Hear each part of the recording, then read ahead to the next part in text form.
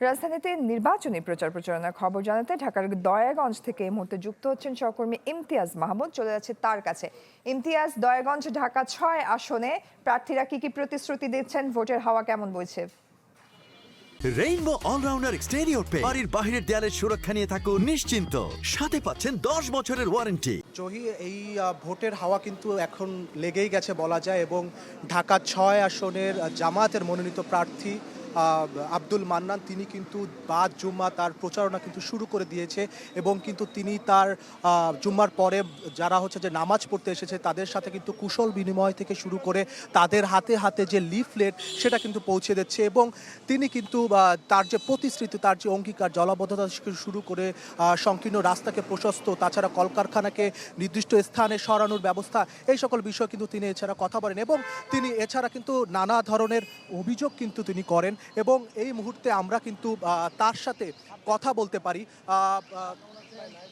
আপনার এই এখন যে পরিস্থিতি, আপনার যে ঢাকা ৬ আসনের প্রচারণায় নিরাপত্তার ব্যাপারটা কতটা ভালো আছে, আপনি কি মনে করেন?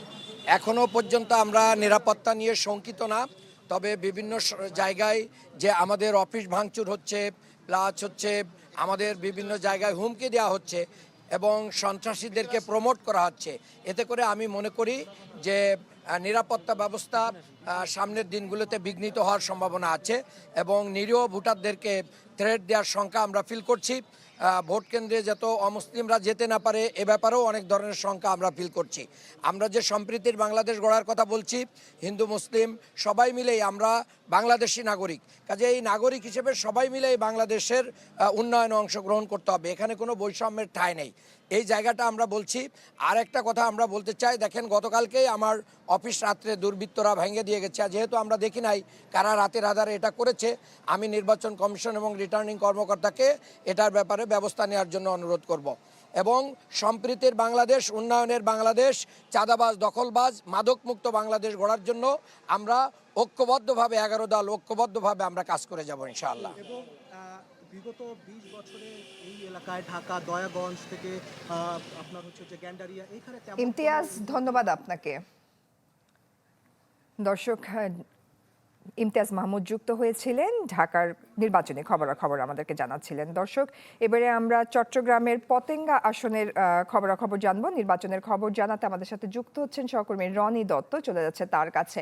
আর রনি, রাজধানীতে আমরা দেখছিলাম কিছুক্ষণ আগে যে জুম্মার পরপরই আপনার প্রার্থীরা জনসংযোগ শুরু করেছে, পতেঙ্গার কি খবর জানাবেন?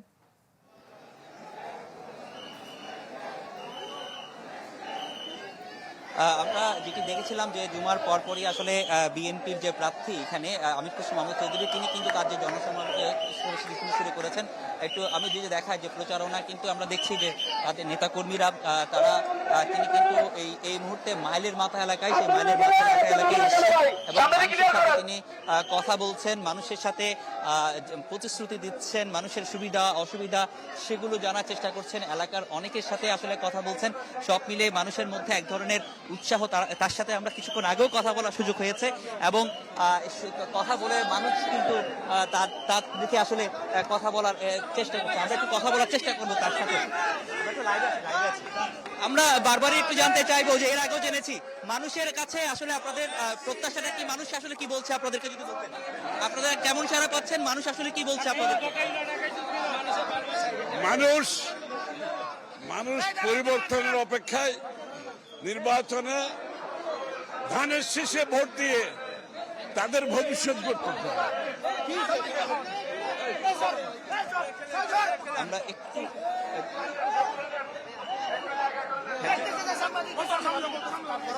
মানুষ ধানের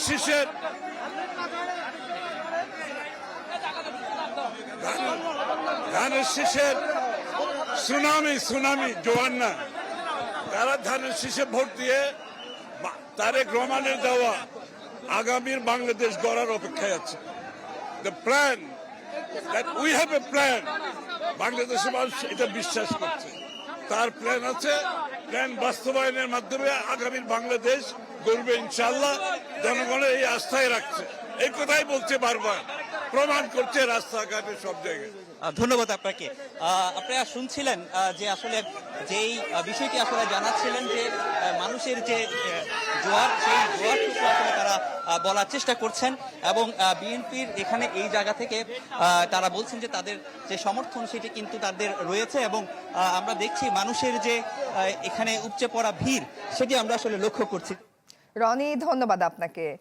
দর্শক, বন্দরনগরী চট্টগ্রামের পতেঙ্গার আসনের খবরাখবর, নির্বাচনের খবরাখবর জানাচ্ছিলেন আমাদেরকে সহকর্মী রনি দত্ত।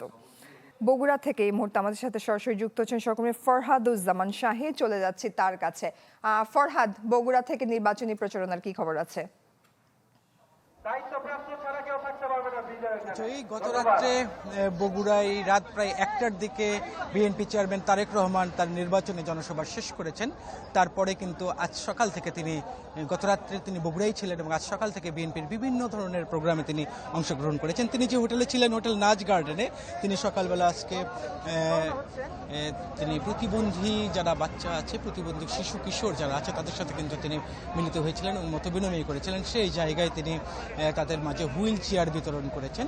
তার পরবর্তীতে তারেক রহমান উনি বগুড়া সেন্ট্রাল বায়তুর রহমান সেন্ট্রাল জামে মসজিদে তিনি জুমার নামাজ আদায় করেছেন। জুমার নামাজ শেষে তিনি কিছুক্ষণের মধ্যেই রংপুরের উদ্দেশ্যে যাবেন। সেখানে তিনি শহীদ আবু সাঈদের কবর জিয়ারত করবেন এবং রংপুর জেলা বিএনপি আয়োজিত নির্বাচনী জনসভায় অংশগ্রহণ করবেন। তার আগে পথিমধ্যে তিনি বগুড়ার মহাস্থানগড়ে হযরত শাহ সুলতান বলখি রহমতুল্লাহ আলাইহির মাজার জিয়ারত করবেন। এরকমটাই একটা প্রোগ্রাম এখন পর্যন্ত আছে এবং সেই জায়গায় তার এখন আমরা দেখছি যে অনেক নেতাকর্মী কিন্তু এর মধ্যে এসে অবস্থান গ্রহণ করেছেন এবং যারা আইন শৃঙ্খলা বাহিনীর সদস্য আছেন তারাও কিন্তু সেখানে এসেছেন।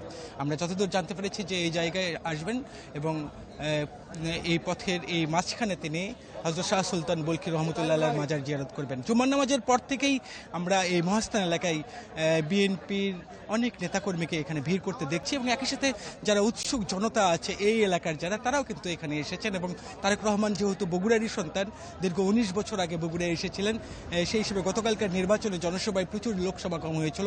আজকেও কিন্তু ছোট্ট একটা রাস্তার পাশের যে প্রোগ্রামটা, সেই প্রোগ্রামেও আমরা দেখছি জুমার নামাজের পর থেকে অসংখ্য মানুষ এখানে এসেছেন এবং তারা তারেক রহমানকে এক নজর দেখবেন এবং তারেক রহমান এখানে হয়তোবা তাদের সাথে কথা বলবেন, এইরকমটাই তারা কিন্তু আশা করছেন। আপনি জানেন যে তারেক রহমান বগুড়া 6 আসন থেকে এবারে নির্বাচনে অংশ নিচ্ছেন, যে আসনে একসময় তার মা নির্বাচনে অংশ নিচ্ছিলেন এবং এবারের এই নির্বাচনে তিনি বগুড়া 6 আসন থেকে তিনি নিজেই এবারে নির্বাচনে প্রতিদ্বন্দ্বিতা করছেন এবং গতকালকে তিনি কিন্তু নিজের জন্য যেমন ভোট চেয়েছেন, একই সাথে তার সাথে যারা বগুড়ার আরও 6টি সংসদীয় আসনে যারা নির্বাচনে অংশগ্রহণ করেছেন তাদের জন্যও তিনি ভোট চেয়েছেন। আমরা যতদূর জানি যে এই মহাস্থান এলাকায় ফরহাদুজ্জামান শাহী, আপনাকে ধন্যবাদ। দর্শক, বগুড়ায় বিএনপি চেয়ারম্যান তারেক রহমান এখন অবস্থান করছেন, সেখানকার খবরাখবর জানছিলাম আমরা।